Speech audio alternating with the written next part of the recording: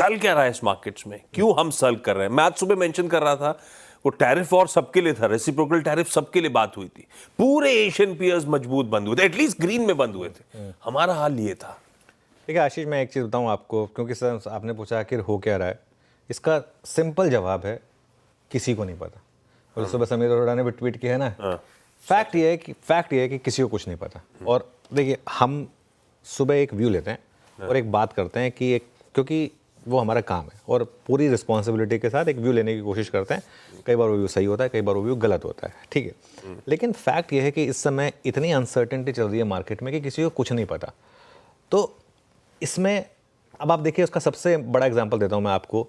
6 महीने पहले आपने सोचा था कि डॉलर रुपये इतनी जल्दी 90 पे आ जाएगा, ऑलमोस्ट 90 पे। एक बार डॉलर रुपये का चार्ट रख दीजिए जरा, जिस तरीके से डॉलर रुपये आया है। कल हम 88 पर आ गए थे ऑलमोस्ट, 80 से उसके बाद थोड़ी सी रिकवरी आई भले, लेकिन 80 हमने कल ऑलमोस्ट शुरुआत 88 से की थी। तो ये कल भी इसमें काफ़ी गिरावट थी, और ये 83 से 88 वन वे में आया है। अब ये किसी को नहीं पता था, कल भी काफ़ी बड़ी गिरावट रही इसमें। और अब अगली लाइन प्लेस कर दीजिए प्लीज़। और अब कोई नहीं जानता कि डोनाल्ड ट्रंप का अब अगला स्टेप क्या होगा।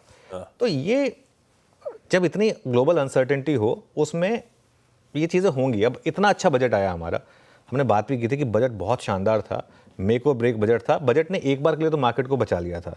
इतने अच्छे बजट के बावजूद अब हम गिर रहे हैं।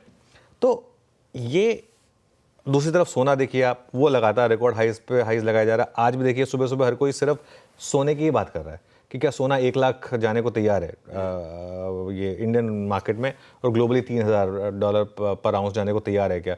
इसमें एक इम्पैक्ट ये भी आता है कि क्योंकि डॉलर रुपये इतना स्ट्रांग है, तो इंडिया में ज़्यादा कीमतें बढ़ती हैं।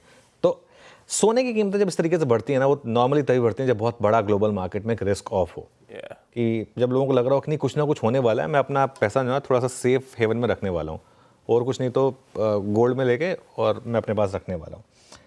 एक और चीज़ ये भी है कि 3 से 4 पिछले जो साल रहे हैं, इसमें लोगों की आदत थोड़ी बिगड़ी है। क्यों हुआ क्या था, हर किसी को लगता था कि हम जीनियस हैं, जो स्टॉक ले लो वो चल रहा था और अच्छा चल रहा था। और शेयर मार्केट में 6 महीने से लेकर 18 महीने तक की बेयर मार्केट कोई बड़ी बात नहीं है। पहले हमने कई बार देखी है। जब मैंने अपना करियर शुरू किया था 2000 से 2003 की एक बहुत पेनफुल बेयर मार्केट रही थी, वो तो 3 साल चली थी। उसके बाद वो ग्लोबल फाइनेंशियल क्राइसिस के टाइम पे भी एक बेयर मार्केट आई थी, कोविड के टाइम पे भी एक बेयर मार्केट आई थी। कोविड वाली बेयर मार्केट क्या बहुत छोटी थी, लेकिन अदरवाइज हमने पहले भी कई बेयर मार्केट के फेजेस देखे हैं।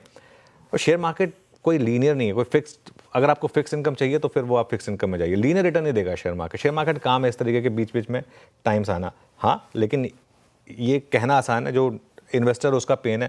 अच्छा, ऐसा नहीं है कि हमारा पेन नहीं है, हमारा भी तो पैसा इन्वेस्टेड है स्टॉक्स में, म्यूचुअल फंड में, इक्विटीज में इन्वेस्टेड है, तो पेन तो हमारे पास भी सेम पेन है। और 25,000 करोड़ का सिप है इस मार्केट में, उसके बावजूद हम इस एफआई की जो सेलिंग है इसको पूरी तरीके से कॉम्पनसेट नहीं कर पा रहे। उसका सबसे बड़ा कारण है सेंटिमेंट खराब है बाजार का, बिगड़ रहे सेंटिमेंट्स, अनसर्टेन एनवायरनमेंट है, अनिश्चितता हमेशा इक्विटीज को परेशान करती है।